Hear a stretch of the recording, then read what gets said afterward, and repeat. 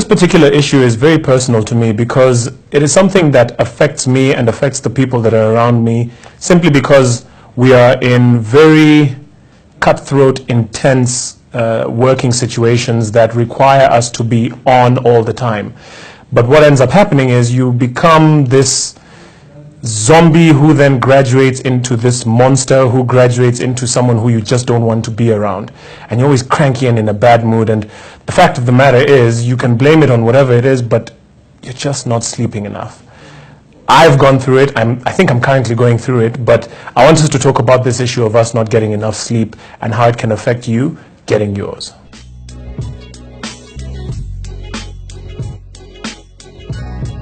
Guys, you need to sleep. And I'm not talking about rest. I'm talking about actual closing your eyes, going into deep REM sleep. REM stands for rapid eye movement. You need to be able to go into that space where once you've actually closed your eyes, you're able to switch off everything. Your body is like a big machine. It actually is a machine. It's like a computer or a series of systems. And if it doesn't have time to reboot, to recharge, to take a break, stuff starts to fall apart inside. And the most outward expression of stuff falling apart is when you start interacting with people around you. Now, if you want to behave in a certain way and you want to carry yourself positively, if you want to build a brand, if you want people to treat you in a way that you can influence them, if you want to behave with etiquette, if you want people to respond to the kind of valuable person that you are, then what manifests outside in terms of your mood and your attitude can have a big bearing on that. Now, there are numerous things that can cause us to go into a bad mood. I'm not discounting those things. There are some days where people will just be completely a pain and you need to deal with that. There will be days where you haven't eaten. You know the saying, a hungry man is an angry man. Yes, of course, eating is a very important part of that. And nutrition is maybe a topic that we'll discuss some other time. There are other things like maybe something happened at home or something happened at work, and negative things will bombard you on a daily basis. However, if you have been getting enough sleep, if you have been resting and recharging your body enough, the impact of those situations compared to when you haven't gotten enough sleep is night and day. In fact, I was speaking to a friend of mine today who said, there'll be times where, let's say late at night at about between 9 and 11, maybe 9 and 1 a.m., things that would otherwise be fairly nonchalant. Someone would say something to you and you're not going to react in a particular way, but because at that time you're so tired, the impact that it has on you will make you snappy, it will make you catty, it will make you completely just an unpleasant person to be around. Whereas in the morning, when you've had enough rest, which again I'm not going to tell you how much sleep is enough sleep, or maybe I should. Yeah, in the morning when this same thing happens to you, you then feel, okay, actually it's nothing serious, and you can brush it off. How we react and respond to situations in our environment, the stresses and the negative things that come up, how we respond and react to that is a direct correlation to how much sleep we're getting. Okay, and how much concentration we put into the tasks that come our way is also directly related to the amount of sleep that we get. So I've seen it, especially around 2, 3, 4 in the afternoon after you've had lunch or when the sun is at its highest. You'll find that it takes you much longer to execute certain tasks at that time than it would have taken you when you were fresh and had just woken up.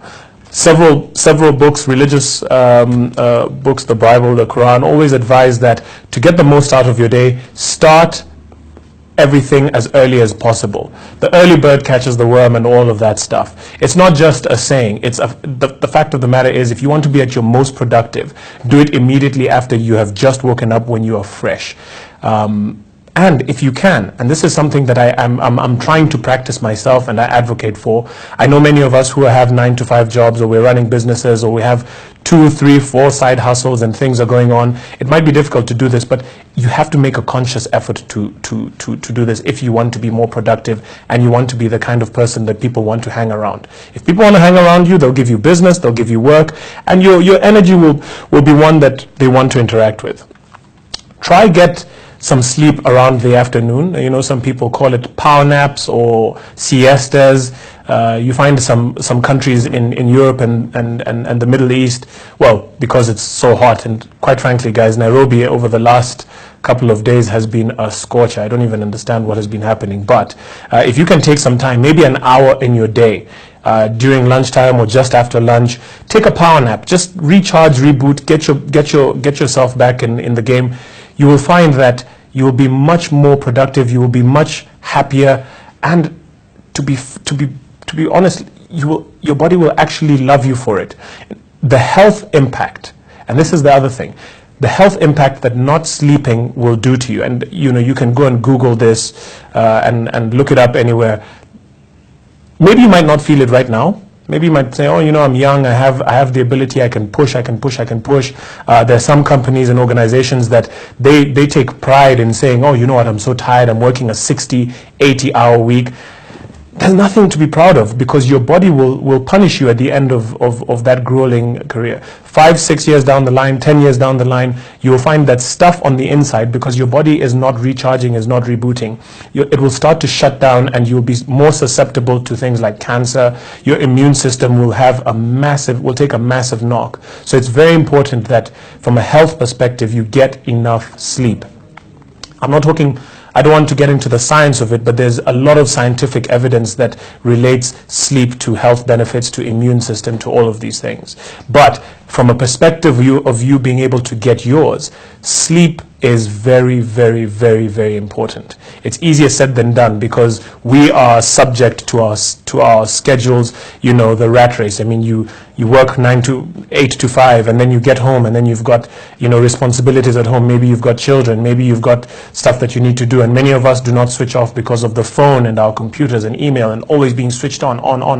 And then you have to watch the news at 9 o'clock, and then you have to watch, if you're like some of us who watch football at night, and it's the 9 o'clock game or the 10 o'clock game, and there's always something to do, and you want to catch up on that series, or you want to catch up on your emails, or you want to read that book, or whatever it is. Switch it off. There's a reason why the world was created and manufactured in the way that it was, where night is for rest and day is for work. So once it has hit night, and now the sun has gone down, there's no business for you to still be awake doing stuff. Again, it's easier said than done in this day and age, but practice switching off, practice getting some sleep.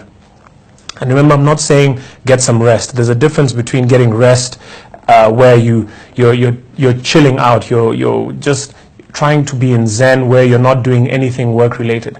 I mean actually falling asleep, closing your eyes, and being away from the world. It's very important for you to be successful and to get ahead. I hope that this has been useful, and if there's anything that we can do to keep this conversation going, because you know, I know I myself am a victim. I've been in situations very recently, in fact, where I was complaining to someone where burnout is a very real thing. We don't want to burn out, we don't want to be cranky, but what we want us to do is get yours.